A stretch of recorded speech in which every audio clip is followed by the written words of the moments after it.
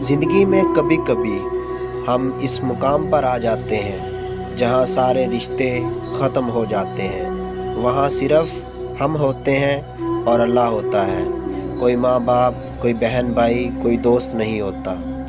پھر ہمیں پتہ چلتا ہے کہ ہمارے پاؤں کے نیچے زمین ہے، نہ ہمارے سر کے اوپر آسمان، بس صرف ایک اللہ ہے جو ہمیں اس خلا میں بھی تھامے ہوئے ہے۔ پھر ہمیں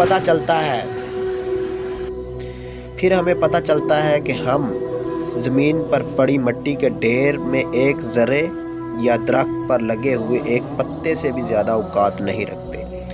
پھر ہمیں پتہ چلتا ہے کہ ہمارے ہونے یا نہ ہونے سے صرف ہمیں کوئی فرق نہیں پڑتا، کسی کو بھی کوئی فرق نہیں پڑتا، صرف ہمارا کردار ختم ہو جاتا ہے۔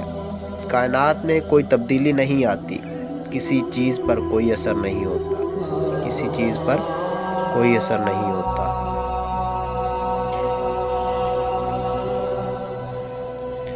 آج معاشرے میں ہمارے ہی اعمال کی بدولت جو اللہ تعالیٰ کے عذاب نازل ہو رہے ہیں، ہم اس کے قابل نہیں ہیں۔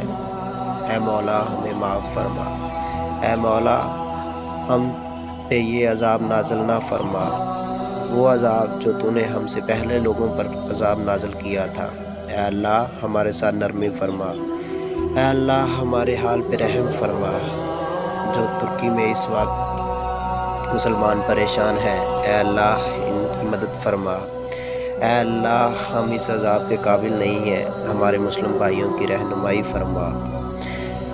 اللہ کا ڈر جس دل میں آ جاتا ہے، سورۃ آل عمران کی آیت کا ترجمہ ہے کہ اے ایمان والو، اللہ سے اتنا ڈرو جتنا اس سے ڈرنا چاہیے، اور دیکھو مرتے دم تک مسلمان ہی رہنا۔